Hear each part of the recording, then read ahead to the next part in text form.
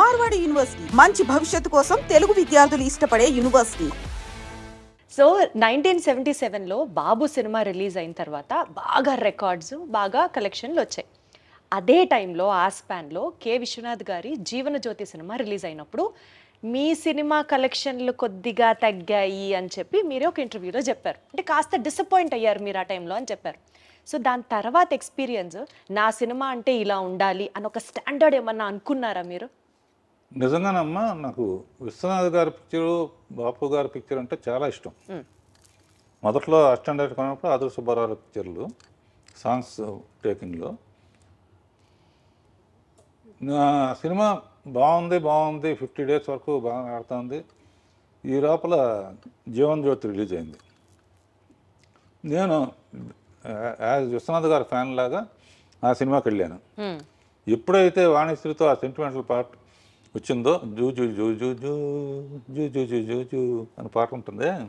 ఆ పాట రాగానే ఒకటే అనుకున్నా, మన థియేటర్లో ఈ ఒక్క పాట కోసం మన థియేటర్లో వాళ్ళందరూ కూడా జూ జూ జూ అంటే విశ్వనాథ్ గారి థియేటర్కి వెళ్ళిపోతారు అని స్పోర్టివ్గా తీసుకున్నామ్మా. తీసుకుని ఆయనతో కూడా నేను షేర్ చేసుకున్నా. ఎందుకంటే అప్పటి నుంచి ఆయన అసలు ఫ్యామిలీను ఇళ్ళు ఇయ్యే తప్ప, నేనే కులుమన వెళ్ళి అక్కడికి వెళ్ళి ఇక్కడికి వెళ్ళి ఆయనలాగా తీయాలనుకునేవాడు. కానీ మళ్ళీ నెక్స్ట్ పిక్చర్కి మళ్ళీ కాశ్మీర్ అని ఇదని అదని రెస్పాన్సిబిలిటీ అంటే ఆడియన్స్కి. చాలా రోజులు రాజమౌళి కూడా ఫాలో అయ్యాడు. ఒక పెద్ద పిక్చర్ తీస్తే నెక్స్ట్ చిన్న పిక్చర్ తీసేవాడిని. అవును, బాబు తర్వాత జ్యోతి తీశాను, అడవి రాముడి తర్వాత కల్పన తీశాను. అచ్చా, అట్లా పెద్ద సినిమాలని చిన్న సినిమాలని రెండు బ్యాలెన్స్ చేయడం మీ స్కిల్.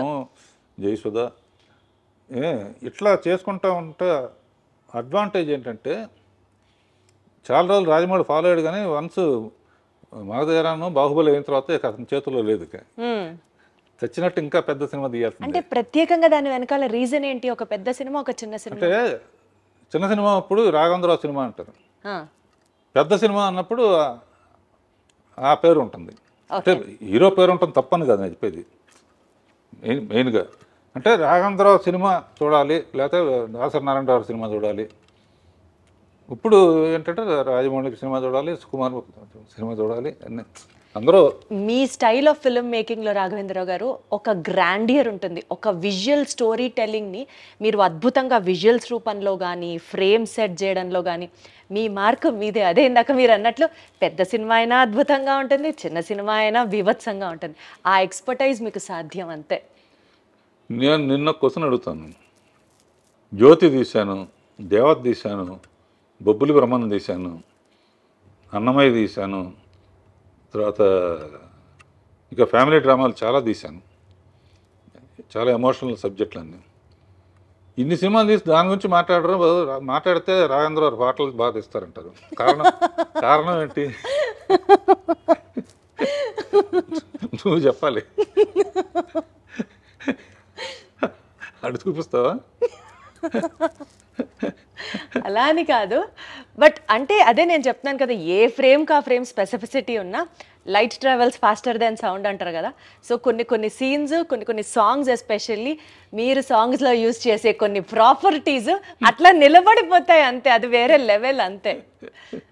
అంటే అది మెయిన్ తెలివితేటలను డామినేట్ చేసి, అంటే ఇంకా మా మైండ్ని డైవర్ట్ చేసేసి మీరు చూపించే ఆబ్జెక్ట్స్, ఎస్పెషల్లీ ఫ్రూట్స్ యూసేజ్ కానీ, ఎస్పెషల్లీ ఫ్లవర్స్ యూసేజ్ కానీ మీ తర్వాతే అంతే, ఇంకా అందులో తిరుగులేదు.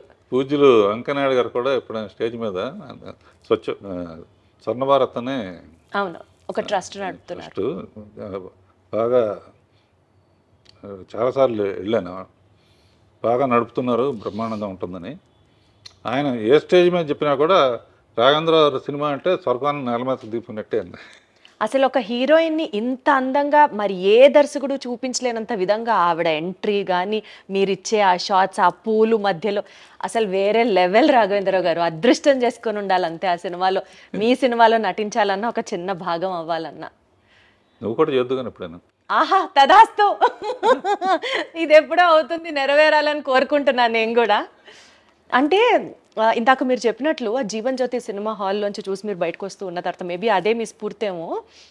లేడీ ఓరియంటెడ్ సినిమాలు జ్యోతి, ఆమె కథ, అమరదీపం ఇట్లాంటివి మీరు చేసినప్పుడు అప్పట్లోనే లేడీ ఆడియన్స్ని, ఫ్యామిలీ ఆడియన్స్ని కూడా టార్గెట్ చేయాలి అని అనిపించిందా మీకు? ఒక స్ట్రెచ్లో ఆ సినిమాలు తీసుకుంటూ వచ్చారు. అట్లా అనిపించే ప్లాన్ చేశానమ్మా. ఎందుకంటే జ్యోతి అయిన తర్వాత చాలామంది నాకు అన్నీ అటువంటివి ఆఫర్ చేశారు. ఆఫర్ చేస్తే నేను తొందరపడి అటు వెళ్తే ఇప్పుడు సంచి పుచ్చుకుని ఇది ఇంటర్నేషనల్ ఫిల్మ్ ఫెస్టివల్ చుట్టూ తిరిగేవాడిని. వెయిట్ చేశాను కాబట్టి అడవి రాముడు వచ్చింది. అదే కదా అసలు ఆ సినిమా కలెక్షన్లు రాఘవేంద్రరావు గారు అప్పట్లోనే 4 కోట్లు, ఇవాళ రోజున 5,000 కోట్లతో సుమారుగా అప్రాక్సిమేట్గా సమానం. అవును, జనాభా లెక్క ప్రకారంగానే. బాబోయ్, అసలు ఆ రోజులో 4 కోట్లు వసూలు చేసింది అడవి రాముడు ఫస్ట్లో. అంటే లేడీ ఓరియంటెడ్ సినిమాలు, ఫ్యామిలీ సినిమాలు చేసే మీకు అప్పట్లో ఒక మాస్, ఒక కమర్షియల్ సినిమాని తీయాలి, అప్పటి లెజెండరీ యాక్టర్ ఎన్టీఆర్ గారితో మీరు చేయడం అనేది, ఆ డెసిషన్ తీసుకోవడానికి మీకు ఇన్స్పిరేషన్ ఏంటి? అసలు ఆయన ఒప్పుకున్నాడు నా డైరెక్షను అని తెలియగానే ఇక ఆయన సినిమాలు మళ్ళీ ఒకసారి బెదవాడ వెళ్ళిపోయి ఒకసారి రిలీజ్ అయ్యాయి కదమ్మా. ఆయన సినిమాను చూశాను. ఆయన కనపడితేనే పూలు వేయటం లేకపోతే హారతలు వేయటం చేస్తారు. నడిచి వస్తేనే అలా చేస్తున్నారు. ఏనుగు మీద వస్తే ఎలా ఉంటుంది అని ఏనుగు మీద, అవును, గజారోహణం ఏదో అంటారుగా. ఏనుగు మీద వస్తే, ఏనుగు మీద రావాలంటే అడవికి వెళ్ళాలి. అడవికి వెళ్ళాలంటే వాడు టార్జాన్ అయి ఉండాలి. టార్జాన్కి సూట్ అవ్వదు. అప్పుడు ఏం చేయాలని ఆలోచించి ఎప్పుడు ఫారెస్ట్ ఆఫీసరు విలన్స్ కుమ్మక్కవుతారు. ఈ సిన్సియర్ ఆఫీసర్గా ముందే ఆఫీసర్గా వెళ్తే డ్యూయట్లకి రొమాన్స్కి ఛాన్స్ ఉండదు.